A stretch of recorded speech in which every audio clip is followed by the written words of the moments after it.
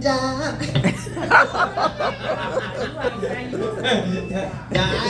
I'm not gonna mess with y'all with the singing, okay? So first I want to say thank you, everybody. Okay, everybody get their phones out. Come on, because I'm running my video. I ain't even got. I'm sorry, baby. Okay, I ain't even got to the first joke yet. Okay. Your husband. Okay, so you ready? I am, yes, let's go.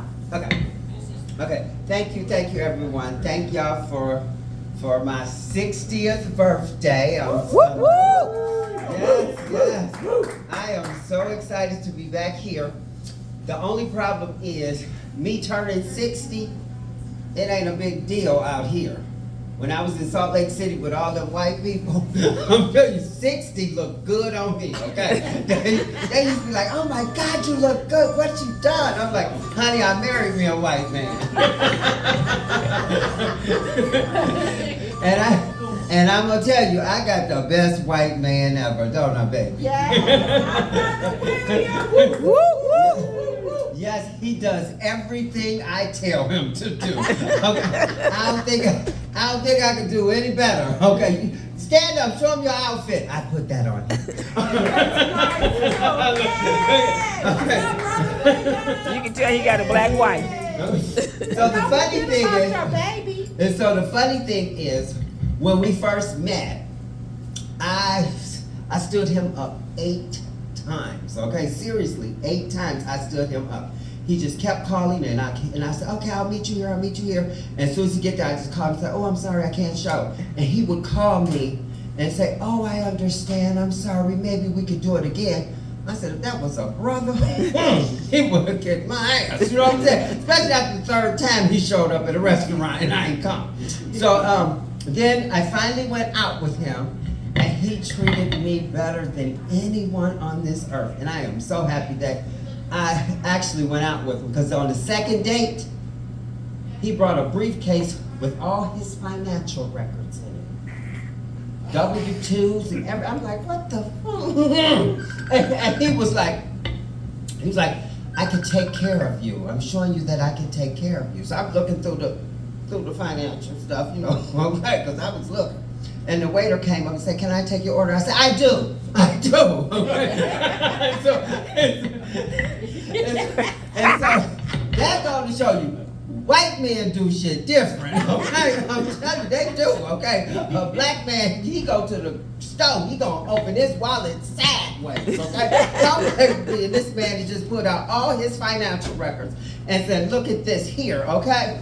And so the best thing about us and our relationship is that we had 4 dogs, and my husband is so amazing because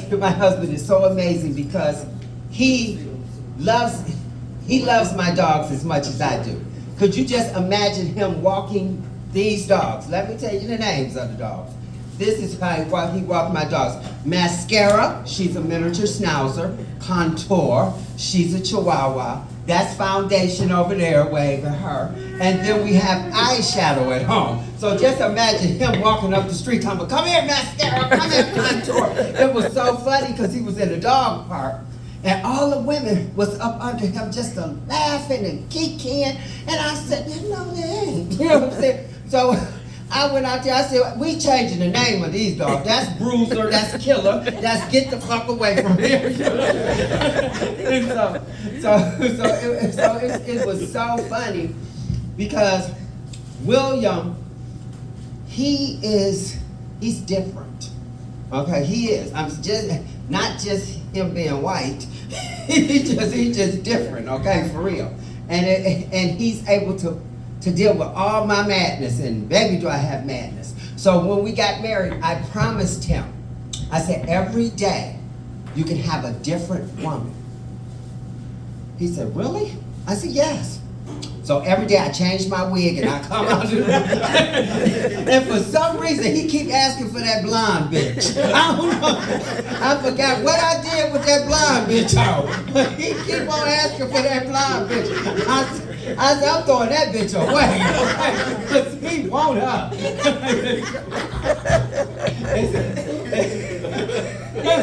Okay, now I've never been over 3 minutes on the jokes, okay? So I'm stepping into the 3 minute zone now. Okay, so. It's been a minute and a half. But so we met in Las Vegas. We married in Las Vegas. Woke up one day, said, hey, let's go get married. And we went down to the Little White Chapel. And while we was going to the Little White Chapel, some brother was standing at the bus stop, because William and I didn't drive then. So we at the bus stop. So the brother came up and he was just like, hey baby, what's up? And all this old kind of shit. And I'm like, oh, and he was just talking. And then I said, I'm on my way to get married. And he said, to who? I said, you don't see this motherfucker standing here. He was like, to him? Baby, before we got on the bus, he was hugging and kissing on William. I said, look at this, okay. I guess he didn't want to do the threesome. I was ready to take him home. But he didn't want to do the threesome. He went on over to William. I said, shit, I'll watch. Okay. Shit, wet night. You know what I'm saying? Wet night, that's work for me to do. Go ahead. Party. You don't play with me. So William used to get so mad because everywhere we went, black men would just walk past him and just be up in my face. And he said, they just do not care about me. I said, baby, I care about you. Okay, that's all that matters. Forget them. So the one black man pulled up. Me and William walking up the street. Man pulled up on the side of the road. What's up, baby? I said, get the hell away from me. Don't you see I'm with my husband? And he said, what? I said, my phone number is 313. And I told William, I said, I cussed his ass out.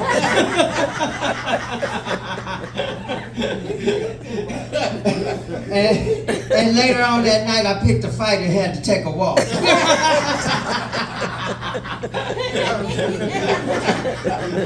Okay, so William caught me at a good time in my life, okay? He really did. Because before him, my first husband, woo, baby, that mother, he was not nice, okay? He actually told the woman he cheated on me with that I was dying of cancer and he couldn't leave me. Because if he did, everyone would think he was such a mean person. Guess what that bitch did? She killed him. Oh, did you? She sure did. Okay, and I went to visit her in jail. Okay, I sure did. Because I needed to understand. I was with him for 13 years and I ain't one time wanted to kill him. So I wanted to know what he done to her. Okay. And so I went to the jail and I was kind of nervous after I got there. I said, oh, they gonna think me and her was in cahoots. You know what I'm saying? And I promised her I was gonna leave some money on her books. I said, well, I said, that bitch. Okay, and so, but anyway, I've had the most amazing life ever. Being back in Michigan, because I've been gone for, little over or a little less than 40 years. So, coming back to Michigan was so different for me because I'm used to an all-white audience. I don't see but 2 white motherfuckers in here. so I was hoping. So I was hoping my jokes would go over because I told William, I said when I told jokes in Utah, we went to an all-white audience. I said, white people go out to have fun. They go out, when they go to a comedy club, they go to have fun. They laugh at everything, you know, everything. I said, black folks critique you. You know what I'm saying? They walk in the door like, this bitch better be funny.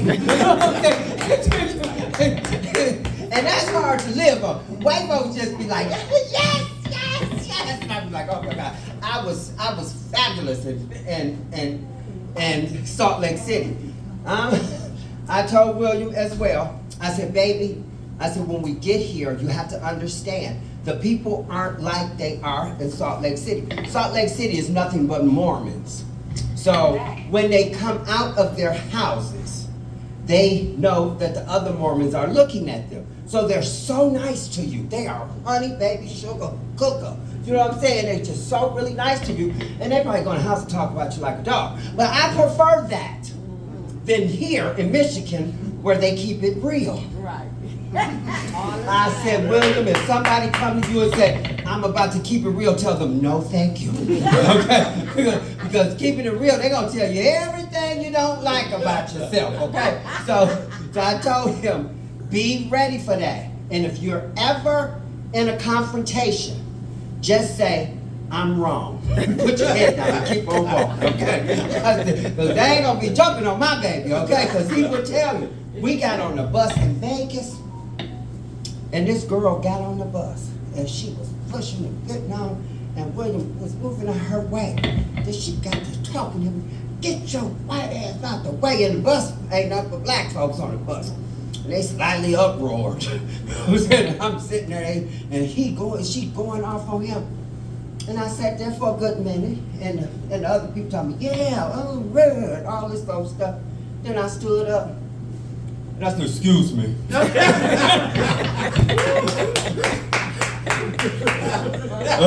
Excuse me, he's with me.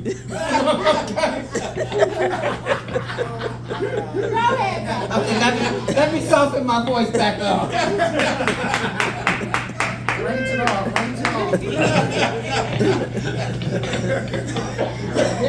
Range it down. I said he with me, okay?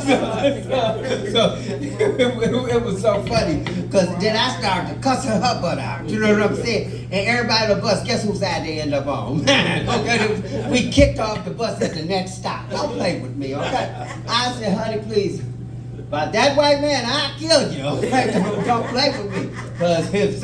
But then again, your accidental life insurance is more than drugs. So I might send him downtown. I might say, no, downtown ain't like it used to be. Okay, he'll be okay downtown. Yeah, I think I sent him to Inkster.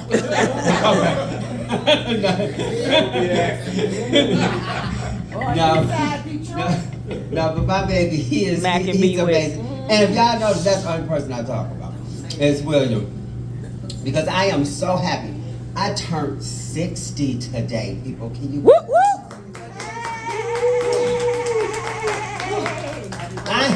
Thank you so much. I didn't think I was gonna be. I didn't think I was gonna hit 18. Seriously, because when I turned 13, I left home. I left out the house. I was 13. It was my 13th birthday. I left out of the house and I was walking down Linden, because I stayed on Strathmore over on the west side. I'm walking down Linden and I was just so happy. And this man pulled over. He said, hey, you want to ride? And I was like, do I know you? 13, you know, I ain't know no better. Do I know you? He said, no, but I got $20. I said, oh, God. That was the beginning of the end, okay? I thought everybody was supposed to give me $20. I thought everybody who liked me was supposed to give me $20, okay? And they was like, bitch, your prices is a little too low. Go on. I was like, okay, then I got on Woodward. Woo, baby. Woodward in the 80s. That was a totally different story. That was before all this other, what's this dope they got out here? Fentanyl. Oh, girl. I don't think that was before fentanyl. Okay. They sure knew, didn't they? But that was before. And they said it slowly too. No. Ain't that the slow drug? And they said it's slow. But see, the drugs I was on, it made you wash your ass. You know what I'm saying? That was what made you wash your ass, because you had to look good when you hit the street, because everybody was on the same drugs, okay? And so you had to look better than the next crackhead. I'm telling you, we was out there hustling. And we would come out like 12, 1 at night. And about 5, 6 in the morning, our beards didn't grow. And we walking with our heads down. We went out there all night. Ain't took a break. Okay? And we walking like this. When a car pull over, you run to the car like this. You run to the car like this. Like, hey, you partying? you partying, and you hoping the door is unlocked, because you're going to make that motherfucker party. But those was the days. I'm so glad they over. Because a bitch back fucked up. I swear, before I came out, I had William put some icy hot on me. I'm telling you. But yeah, so that's what I got for y'all today. It was fun. Thank y'all so much. Woo! You did great. Now here's my second set. Thank you, baby. Thank you. You did great. Yeah.